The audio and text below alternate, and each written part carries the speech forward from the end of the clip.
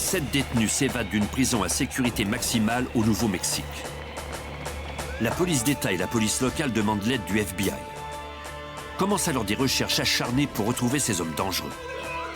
Les évadés, qui sont tous de violents criminels, sont une menace pour la population et ils terrifient tous ceux qu'ils croisent sur leur route.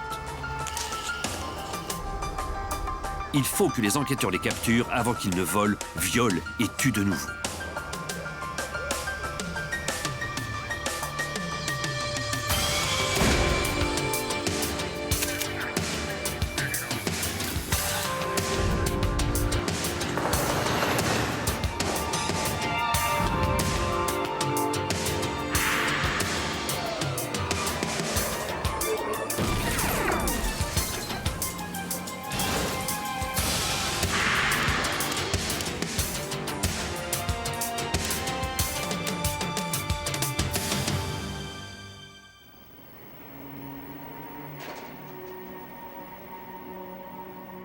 L'aile nord du pénitencier du Nouveau-Mexique, près de Santa Fe, est à sécurité maximale.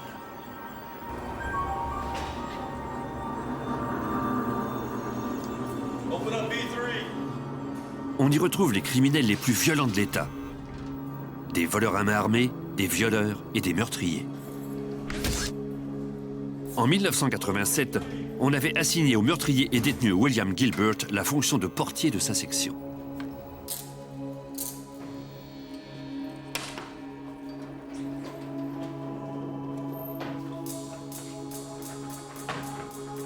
Pour Gilbert, le 4 juillet 1987 serait la fête de son indépendance.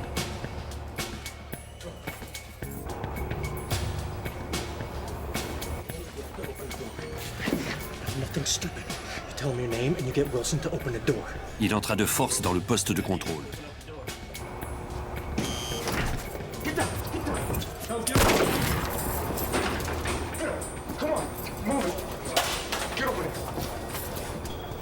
Gilbert fit sortir 6 autres détenus.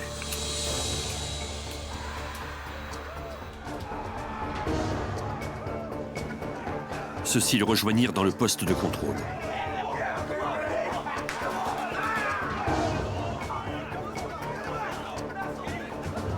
Les détenus montèrent dans une échelle qui menait à une trappe d'évacuation sur le toit.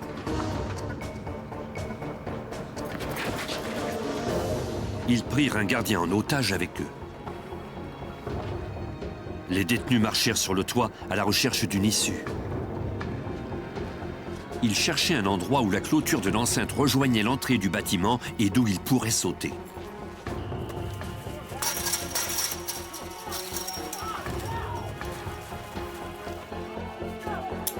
Une fois au sol, ils menottèrent le gardien à la clôture et disparurent dans la nuit.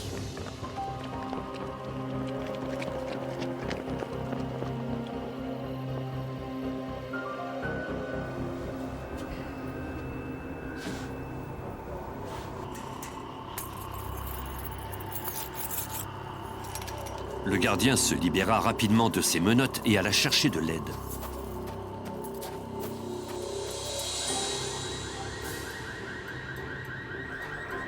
Les dirigeants de la prison furent abasourdis en apprenant que plusieurs détenus dangereux s'étaient évadés.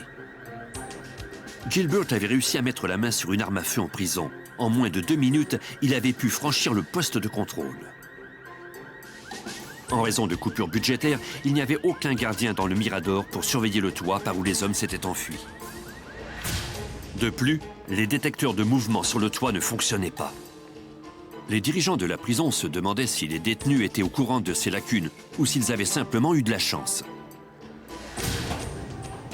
Les détenus de la prison furent tous confinés à leurs cellules. On se mit aussitôt à fouiller le secteur autour du pénitencier. Les évadés n'avaient qu'une avance de 15 minutes. Le directeur de la prison contacta la police d'État du Nouveau-Mexique. Il fallait bloquer toutes les routes et mettre tous les agents disponibles à la recherche des évadés. On transmit au bureau de shérif locaux la description des détenus en leur demandant de rester en alerte. Les dirigeants de la prison transmirent toutes les informations relatives à l'évasion à la police d'État du Nouveau-Mexique. Voici l'ex-lieutenant Mark Radosevich. On devait mettre au point un plan d'investigation un plan d'information du public et un plan pour arrêter les évadés. Tout devait être mis au point en même temps. Si on échouait à le faire efficacement et rapidement, la situation pourrait devenir catastrophique. La prison était située à environ 20 km du cœur de Santa Fe. Il y avait plusieurs quartiers résidentiels à seulement quelques kilomètres du pénitencier. Les enquêteurs craignaient que les détenus n'en viennent à faire usage de violence. Le personnel de la prison identifia les 7 évadés. William Gilbert avait commis 4 meurtres. La peine de mort dont il avait écopé avait été commuée en une peine de prison à vie en 1986, l'année où le Nouveau-Mexique avait aboli la peine de mort. James Kinslow était un violeur en série et un meurtrier. À l'âge de 22 ans, il avait été condamné à 3 peines d'emprisonnement à vie. David Gallegos purgeait une peine pour un vol à main armée. Robert Davis était un ex-policier devenu voleur à main armée. John Schmidt, Hector Torres et Michael Romero étaient également des criminels violents qui purgeaient de longues peines d'emprisonnement. La police d'État du Nouveau-Mexique assigna David Osuna à cette enquête. Je pouvais entendre les gens du service correctionnel dire « Ah non, pas James Kinslow, William Wayne Gilbert et David Gallegos. » C'étaient sans doute les prisonniers les plus connus et les plus dangereux du pénitencier du Nouveau-Mexique. Voici Keith Norwood, le directeur du pénitencier. Ces types purgeaient des peines d'emprisonnement à vie. Qu'avaient-ils à perdre en s'évadant du pénitencier et en se retrouvant parmi la population? Absolument rien.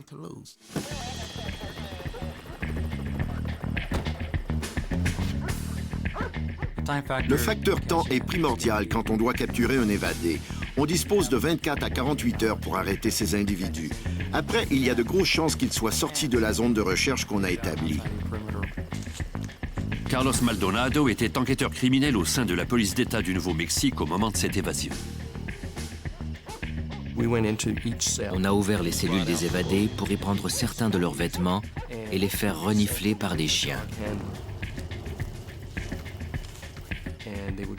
Ensuite, on a conduit les chiens dans la zone de recherche pour voir s'ils retrouvaient ces odeurs. On devait arrêter ces types avant qu'ils ne commettent des actes violents envers les citoyens. Le niveau de stress des policiers était très élevé. Ça a été une des opérations de recherche les plus importantes auxquelles j'ai participé. Certains de nos hommes conduisaient des véhicules à 4 roues, d'autres étaient à cheval. Tous les moyens de transport étaient bons pour trouver ces détenus. L'hélicoptère de la police d'État, qui était équipé d'un FLIR, survolait les lieux. Le FLIR est un système infrarouge à vision frontale. Une caméra est installée sous l'hélicoptère. La caméra infrarouge nous permet de déceler des traces de chaleur corporelle au sol. Les pilotes d'hélicoptères travaillaient en coordination avec les équipes de recherche au sol. On réagissait immédiatement aux informations transmises par les pilotes. Quand ceux-ci ne voyaient rien de suspect, on leur indiquait les endroits où les évadés pouvaient se cacher. On faisait des battues. On déplaçait nos équipes tactiques vers ces endroits afin qu'elles puissent y mener des recherches au sol à pied. D'autres équipes ont fait du porte-à-porte dans les quartiers près du pénitencier. D'autres encore suivaient des pistes en se basant sur des informations transmises par des gens qui avaient aperçu des individus suspects. Près du pénitencier, les chiens trouvèrent la piste des évadés. Ils ont suivi cette piste jusqu'à l'autoroute 25, où elle s'arrêtait brusquement. La piste se terminait au bord de l'autoroute de l'État. Pour les autorités, ce n'était pas bon signe. S'ils avaient pu mettre la main sur une arme à feu en prison, il était vraisemblable de croire qu'ils avaient aussi prévu une voiture. Il est difficile de s'évader à pied au Nouveau-Mexique parce que l'eau est rare et qu'il y a beaucoup de cactus, des serpents et toutes sortes de bestioles la nuit. Le gouverneur autorisa alors la garde nationale à participer à la chasse à l'homme et donna l'ordre aux policiers d'abattre les 7 hommes si c'était nécessaire.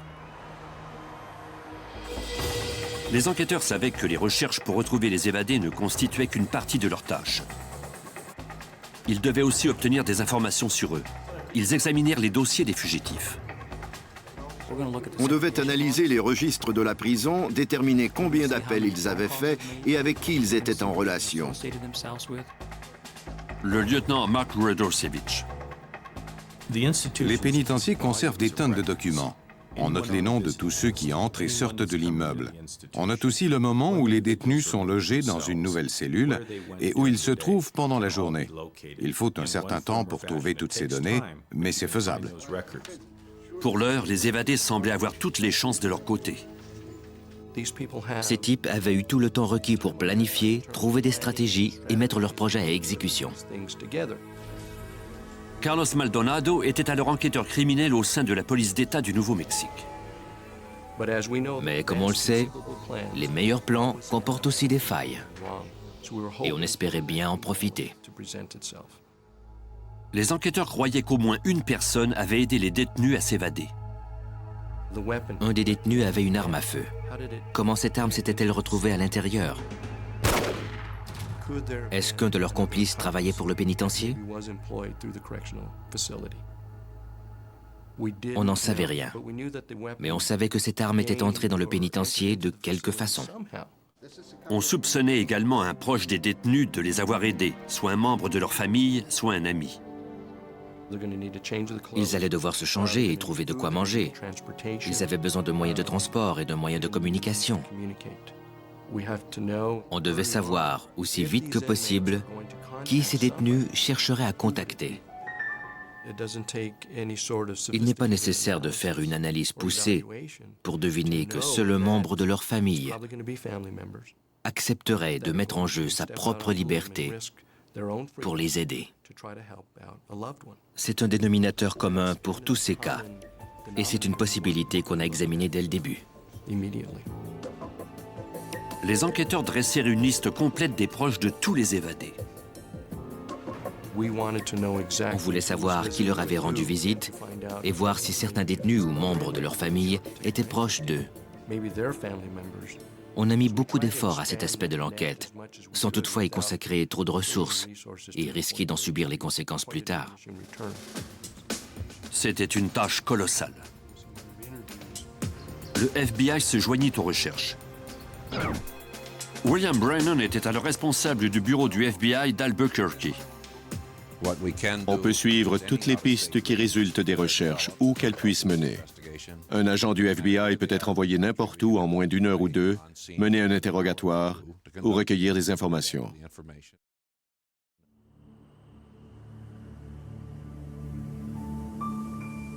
À la prison, les enquêteurs de la police d'État interrogèrent les détenus. Mais ils devaient se montrer prudents. Il faut faire attention quand on interroge des détenus. C'est un monde à part.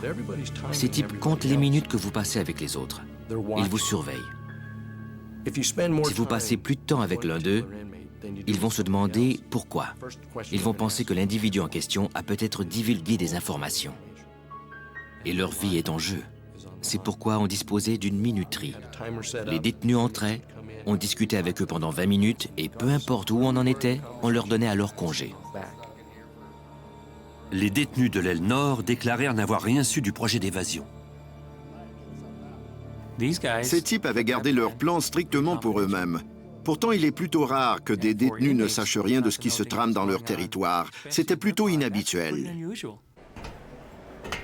Les enquêteurs interrogèrent ensuite le personnel de la prison. Ils apprirent que quelques jours avant l'évasion, les gardiens avaient trouvé et confisqué des listes de codes radio de la police d'État et de la prison dans la cellule de Robert Davis. Quelques heures après l'évasion, les gardiens avaient fait une autre découverte étonnante dans la cellule de Davis.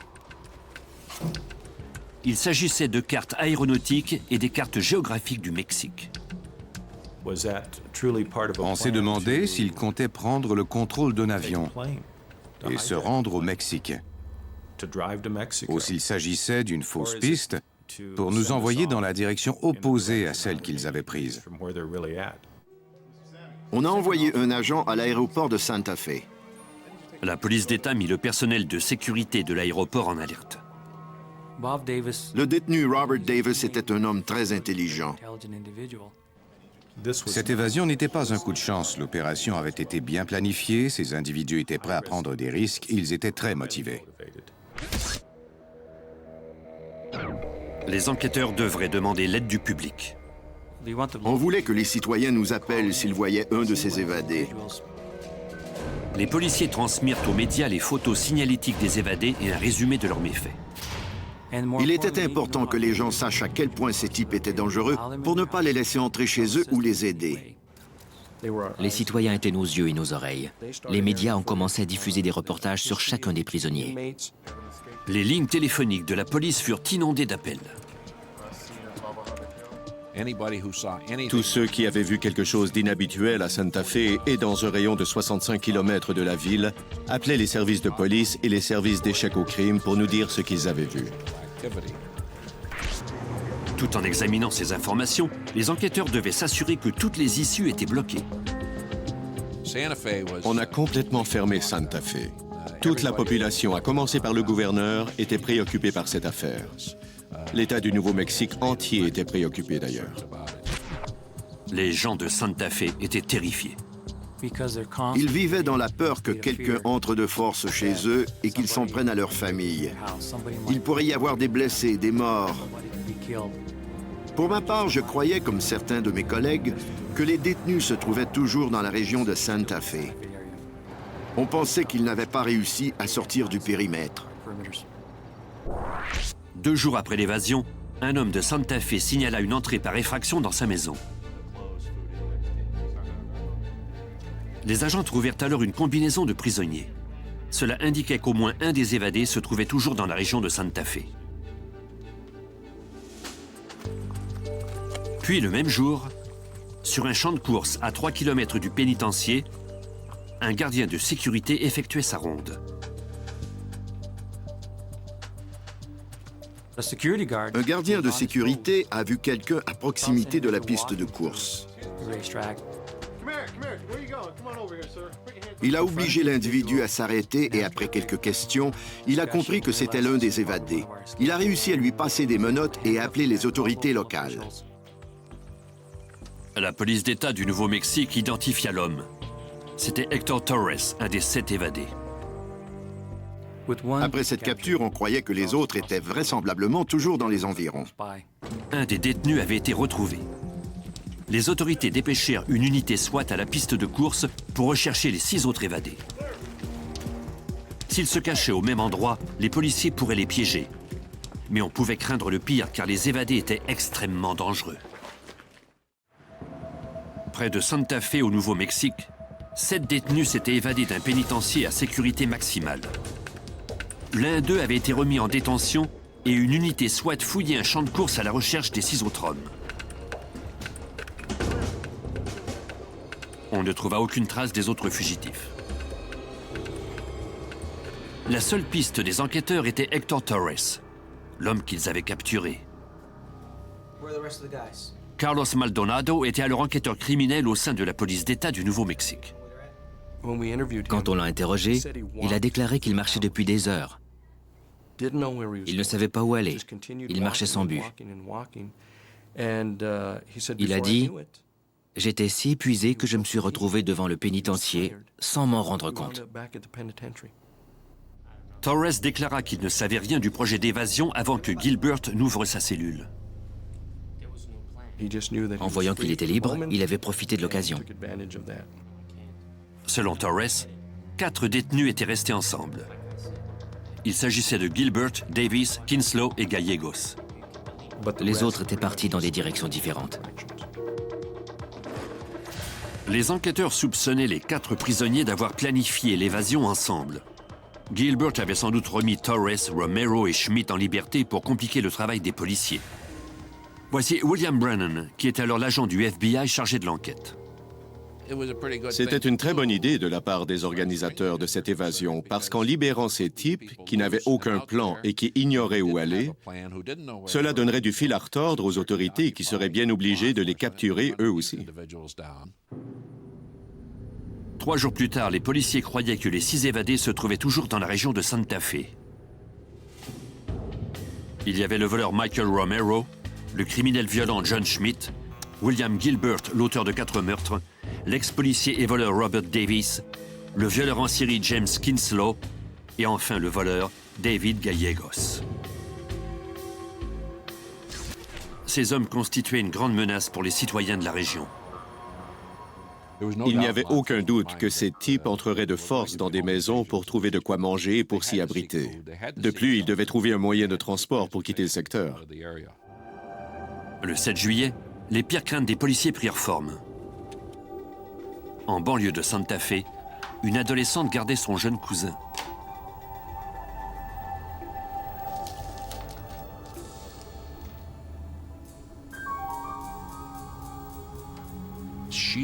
En regardant par la fenêtre, elle a vu un homme s'approcher de la maison. Elle était méfiante, comme tout le monde de Santa Fe du reste. Elle a pu alerter la police et signaler qu'un homme suspect s'approchait de sa maison. Oh no, he's trying to break into the window. Oh no, he's at the door. He's at the door. Please come, hurry. Put the phone down! Put the phone down!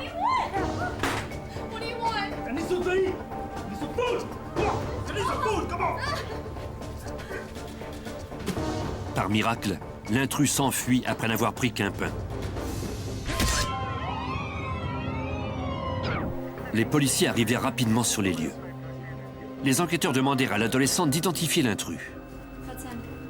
L'ex-enquêteur de la police du Nouveau-Mexique, David Osuna. Cette jeune femme a identifié David Gallegos comme étant celui qui était entré par effraction dans sa maison. Des unités SWAT convergèrent dans le secteur. Les policiers ont fouillé toute la maison dans un rayon d'1,5 km à la recherche des évadés.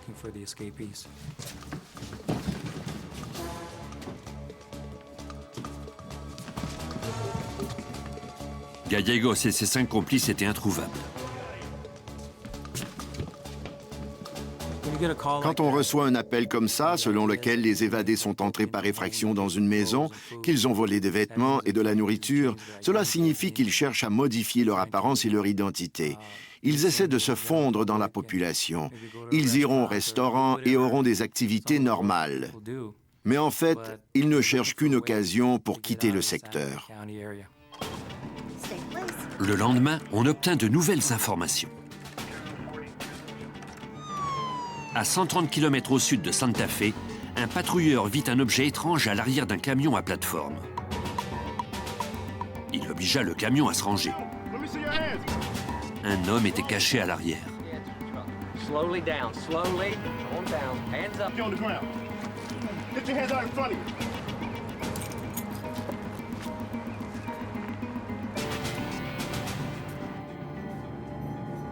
Il s'agissait d'un autre évadé, l'ex-policier devenu voleur Robert Davis. Les agents de la police d'État interrogèrent Davis. L'interrogatoire de Robert Davis nous a permis de résoudre toute cette affaire. Robert a pu nous raconter comment ce plan avait été échafaudé. Il nous a tout décrit depuis le début, comment l'évasion s'était faite et où, à son avis, se trouvaient les 3 évadés les plus dangereux. Selon Davis, Gilbert, Kinslow et Gallegos étaient toujours ensemble. Comme la police l'avait soupçonné, un proche parent de David Gallegos les aidait. Ce parent devait les conduire à une entreprise d'entreposage où ils se cacheraient jusqu'à ce que la police lève les barrages routiers. Ensuite, ce même parent de Gallegos les conduirait à Albuquerque où ils prendraient la fuite vers la Californie. Mark Radosevich, ex-lieutenant de la police d'État du Nouveau-Mexique. Je crois que l'équipe d'enquête et l'équipe de direction se disaient que ces informations n'étaient sans doute pas exactes, mais elles étaient crédibles. En se basant sur la déposition de Davis selon laquelle les hommes prévoyaient traverser la frontière, la police du Nouveau-Mexique contacta le FBI. Au bout du compte, le FBI a conclu que ces types avaient vraisemblablement quitté le Nouveau-Mexique et que l'enquête pouvait maintenant relever de leurs compétences.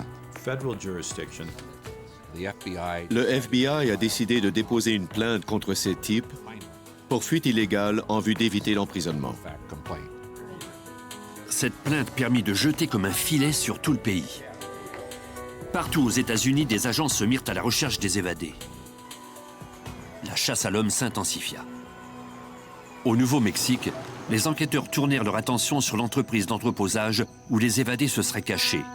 Selon Davis, ils avaient loué un espace sous un faux nom et en donnant une fausse adresse. Les agents aidés des policiers fouillèrent les dossiers de toutes les entreprises d'entreposage près de l'aéroport de Santa Fe. Ils vérifièrent un à un les noms et les adresses de ces dossiers. Tout était normal. Le fait qu'on n'ait pas trouvé Gilbert, Kinslow et Gallegos indiquait que quelqu'un les cachait sans doute dans le secteur de Santa Fe. Les agents et la police d'État enquêtèrent sur les proches des fugitifs dans l'espoir de découvrir qui les aidait. Le FBI a retracé ces personnes, noté leurs adresses, déterminé quel genre de personnes c'était et si elles pouvaient avoir aidé ces hommes à s'évader. On a éliminé de notre liste plusieurs personnes qui, selon nous, n'avaient joué aucun rôle dans cette affaire. Il nous est resté une poignée de suspects. Parmi ces suspects se trouvait le beau-frère de Gallegos. Plusieurs agents, notamment moi-même, nous sommes retrouvés à Albuquerque pour y interroger des membres de la famille de Gallegos. Le beau-frère de Gallegos affirma que les fugitifs n'avaient pas cherché à le contacter. Ils n'avaient pas la moindre idée de l'endroit où ils étaient. Les enquêteurs le soupçonnaient de mentir. Quelques jours s'écoulèrent. La police maintint les barrages routiers. Des centaines de policiers continuaient de chercher les 5 derniers fugitifs. Même si 3 évadés avaient peut-être réussi à partir pour la Californie, 2 d'entre eux se trouvaient vraisemblablement toujours dans la région de Santa Fe. Le 11 juillet, 7 jours s'étaient écoulés depuis l'évasion. Une jeune fille de 17 ans était seule chez elle dans un quartier aisé. Elle ignorait qu'il y avait des intrus à l'intérieur de la maison. 2 hommes armés firent alors irruption. Ils lui ordonnèrent de leur donner ses clés d'auto. La jeune femme avisa la police de Santa Fe. En arrivant sur les lieux, un agent de police aperçut 2 fugitifs qui se dirigeaient dans sa direction. L'agent évita la voiture à la dernière minute. 410 vehicle spotted in pursuit.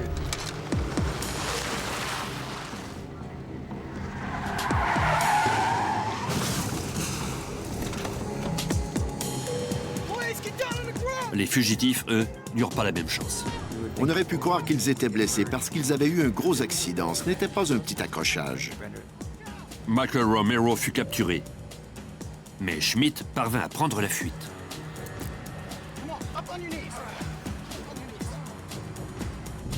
Il se cachait quelque part dans le quartier. Peut-être était-il blessé. Une chose était sûre, il ferait tout pour conserver sa liberté.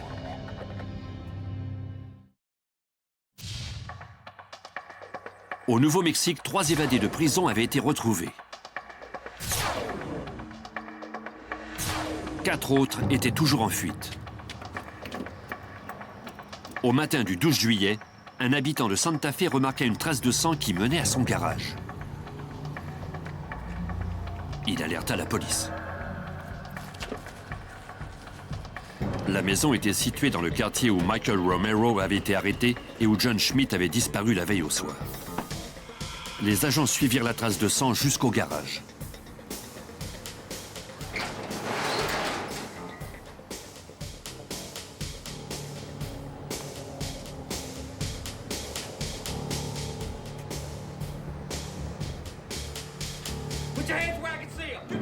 Ils y trouvèrent John Schmidt.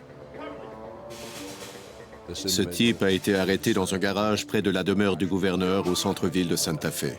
Cette histoire a causé tout un émoi. L'ex-agent du FBI chargé de l'affaire, William Brannon. Après l'arrestation des 4 premiers évadés, il ne restait plus que Gilbert, Kinslow et Gallegos en liberté. C'étaient les 3 évadés les plus dangereux. William Gilbert avait été reconnu coupable de 4 meurtres, James Kinslow de viol et David Gallegos de vol.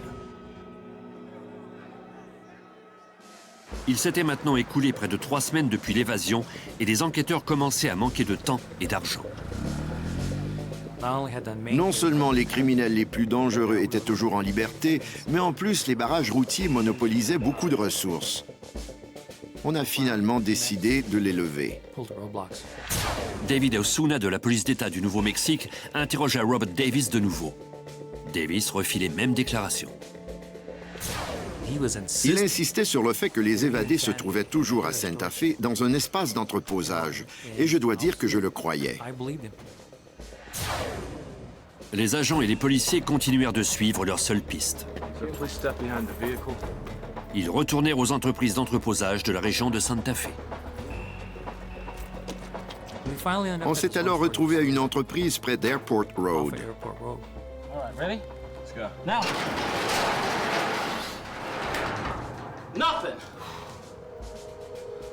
À l'entreprise, les policiers découvrirent que des individus avaient vécu dans un espace d'entreposage pendant un certain temps. Les enquêteurs constatèrent qu'un petit trou avait été pratiqué à travers le mur de ciment. Même si ce trou était petit, il permettait de voir la circulation, les passants et tout le reste. Le lieutenant Mark Radosevich. Les agents avaient vérifié cet endroit à plusieurs reprises. Ils avaient examiné les dossiers, mais certains d'entre eux avaient été mis par inadvertance dans un autre classeur et n'avaient pas été remis aux agents lors de leur visite. On avait été à 2 doigts de trouver ces types. La découverte de l'espace d'entreposage confirmait les soupçons des agents quant au fait que les fugitifs avaient des complices. On croyait que quelqu'un avait des contacts avec le groupe. Les enquêteurs mirent les proches des 3 évadés sous surveillance. L'ex-enquêteur criminel Carlos Maldonado de la police d'État du Nouveau-Mexique. On a fait de la surveillance à découvert sans toutefois être agressif. Les gens regardent par une fenêtre et ils nous voient garés devant chez eux.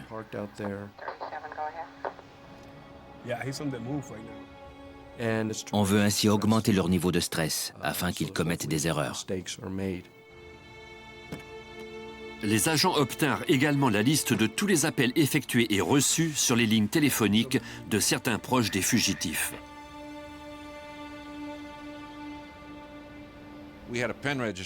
On a fait installer un afficheur sur la ligne d'un individu en particulier. Le 21e jour de l'enquête, il a reçu un appel d'un motel d'Albuquerque au Nouveau-Mexique. On a alors envoyé un agent du FBI et un agent de police de l'État au motel. Ceux-ci montrèrent des photos des fugitifs à la réceptionniste. La femme reconnut les 3 hommes. Elle déclara qu'ils venaient tout juste de régler leurs notes. Les policiers et les agents du FBI fouillèrent le secteur. Mais ils ne trouvèrent aucune trace des évadés. On croyait que William Wayne Gilbert, James Kinslow et David Gallegos avaient quitté l'État. On n'a pas obtenu d'autres pistes, aucun appel ni rien d'autre. Les enquêteurs pensaient que les fugitifs avaient pris la direction de la Californie. Ils savaient que Gallegos y avait des proches parents. En outre, l'évadé Robert Davis avait parlé de la Californie. Les autorités contactèrent les services de police et les bureaux du FBI de la Californie afin qu'ils recherchent les 3 hommes. Ils voyageaient vraisemblablement ensemble. Les autorités craignaient particulièrement James Kinslow.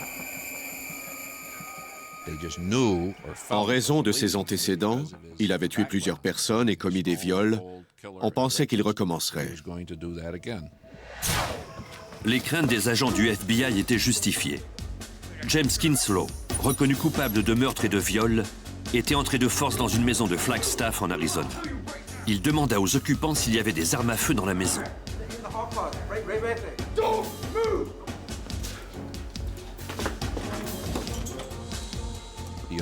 Il a trouvé plusieurs pistolets, un fusil de chasse et 4 carabines.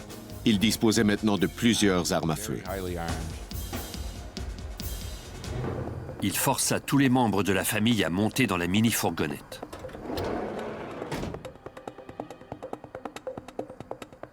Ensuite, ils se rendirent à Barstow, en Californie, à 500 km de là. À Barstow, il retint la famille en otage dans une chambre de motel. 3 heures plus tard, il quitta les lieux en emmenant avec lui la fillette de 11 ans du couple.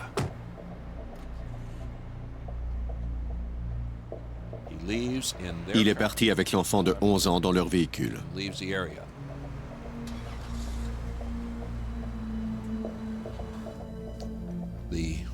La mère et le père ont réussi à se libérer de leurs liens.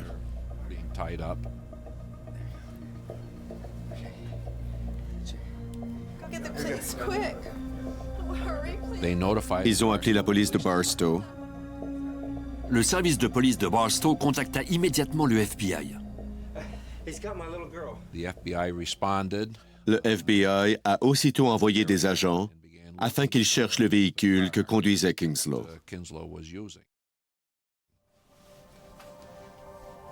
Bucky Cox était alors directeur du bureau du FBI de Los Angeles. Le fait que Kinslow ait enlevé cette fillette de 11 ans rendait l'affaire encore plus sérieuse. Il n'y a rien qui capte autant l'attention des autorités que le fait qu'un criminel cherche à s'en prendre à un enfant. Les agents et la police ratissirent les rues à la recherche de la mini-fourgonnette. 2 heures plus tard, ils eurent un incroyable coup de chance quand la fillette de 11 ans s'approcha d'une voiture de patrouille à Garden Grove, en Californie, à 185 km de Barstow. Elle déclara à l'agent de police qu'elle avait été enlevée à Flagstaff, en Arizona, par un évadé de prison avec le reste de sa famille. Le fugitif avait parcouru plusieurs kilomètres avec la fillette avant de la laisser derrière un restaurant. Le fugitif lui a dit « Ne bouge pas, je reviens. Si tu pars, je vais te retrouver. » Mais dès qu'il est parti, elle lui a désobéi. Elle s'est rendue au bord de la rue où elle a fait signe à une voiture de patrouille. Elle donna aux policiers une description précise de James Kinslow. Selon l'enfant, son ravisseur conduisait toujours la mini-fourgonnette de son père. Elle ajouta qu'elle avait entendu convenir d'une rencontre avec des amis à un parc pour caravanes, non loin de là. Les agents de Garden Grove se dispersèrent pour fouiller le secteur à la recherche du véhicule de la famille enlevée. Ils ne tardèrent pas à le trouver. Les agents de Garden Grove ne se sont pas approchés du véhicule. Ils se sont cachés pour le surveiller avec l'idée d'arrêter l'individu qui s'en approcherait. Ils se sont cachés pour que personne ne sache que ce véhicule les intéressait. Une unité SWAT du FBI établit un poste de commandement dans un centre commercial à 2 pâtés de maison du parc pour caravanes. On ne voulait pas que celui qui s'approcherait de ce véhicule ou qui y monterait puisse nous apercevoir. Les enquêteurs de Garden Grove poursuivirent leur opération de surveillance. Tout à coup, on a entendu quelqu'un sur la radio nous dire que les phares étaient allumés et que quelqu'un avait fait démarrer la camionnette. Quelques secondes plus tard, la camionnette s'est mise en marche. Elle roulait.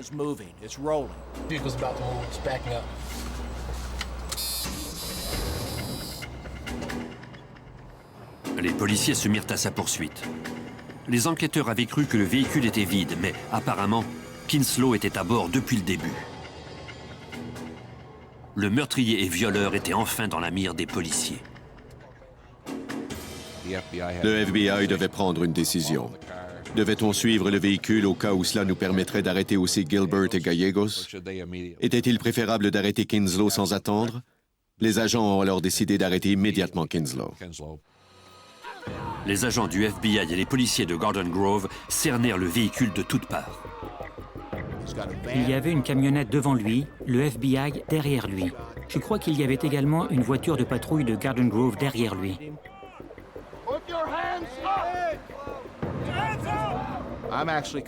Je suis arrivé par l'autre côté et je me suis placé à côté de son véhicule pour lui barrer la route. Kinslow était en mauvaise posture. Mais les policiers craignaient que ce meurtrier impitoyable ne leur résiste.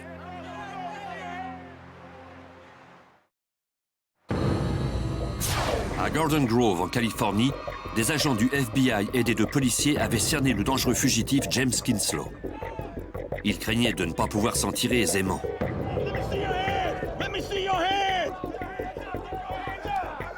James Kinslow se rendit finalement sans opposer de résistance.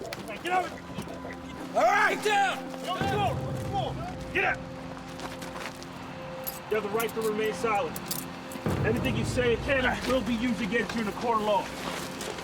You have the right to have an attorney. You can't afford one. One will be appointed for you.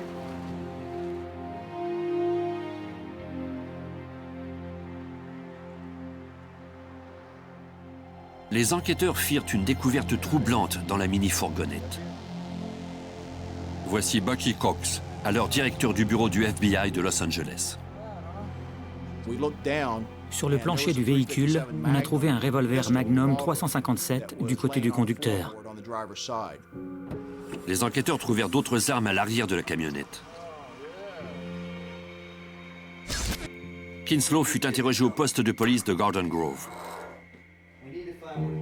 Les agents voulaient savoir où se trouvaient les deux derniers fugitifs. Les policiers exercèrent de la pression sur Kinslow. Bien que celui-ci n'eût plus rien à perdre, il se mit à parler. William Brennan, alors agent spécial du FBI chargé de l'affaire. Ces types n'ont aucun sens de l'honneur. Kinslow nous a dit où se trouvaient Gilbert et Gallegos. Selon Kinslow, les deux autres évadés avaient loué une chambre de motel à Garden Grove. Ils ne connaissaient pas leur numéro de chambre, mais il put leur dire où celle-ci était située. Kinslow a accepté de nous faire un dessin du motel et de la chambre en question. Il nous a également dit qu'un de leurs proches parents avait conduit Gilbert et Gallegos à ce motel et qu'ils se trouvaient toujours avec eux.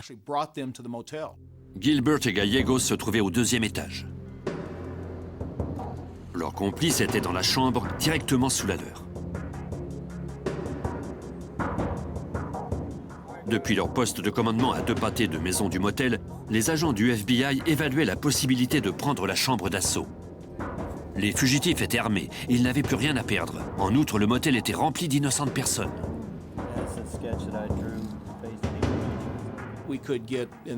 On pouvait prendre les lieux d'assaut, mais ce plan était risqué. De plus, si on se trompait de chambre, on allait réveiller tout le quartier et la situation serait encore plus dangereuse. On a soupesé le pour et le contre. L'opération était risquée, mais la possibilité de perdre les fugitifs était encore plus terrifiante. Le FBI décida finalement de faire un raid dans la chambre de motel. On avait 2 chambres indépendantes l'une de l'autre. Une où étaient les 2 fugitifs du Nouveau-Mexique et une autre où se trouvait celui qui les avait aidés.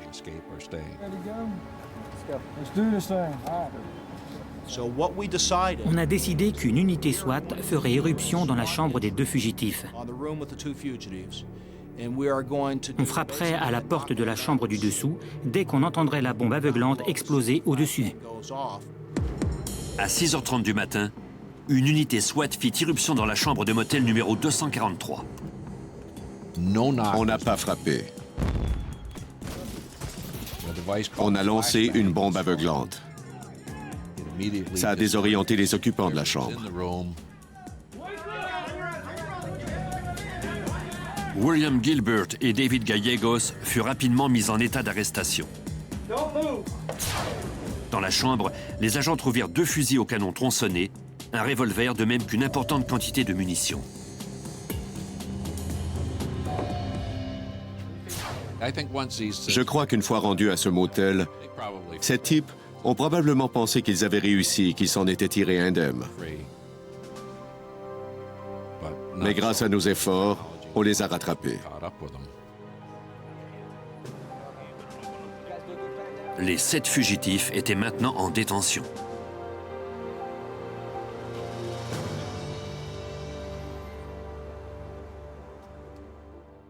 Ça a été une expérience extraordinaire que de les voir capturés parce que l'équipe avait fait du bon boulot. C'était formidable. Le 31 juillet, 27 jours après l'évasion, les derniers fugitifs furent reconduits au pénitencier du Nouveau-Mexique. Ils avaient mis plusieurs mois à planifier leur évasion. Encore aujourd'hui, nul ne sait comment Gilbert a pu faire entrer une arme à feu en prison. Après cette évasion, l'État du Nouveau-Mexique a fait construire une nouvelle prison au dispositif de sécurité plus moderne. Grâce au travail acharné des autorités policières du Nouveau-Mexique et du FBI, Michael Romero, Robert Davis, John Schmidt et Hector Torres ont écopé de peines additionnelles. Quant à William Gilbert, James Kinslow et David Gallegos, ils croupiront pour le restant de leur jour en prison.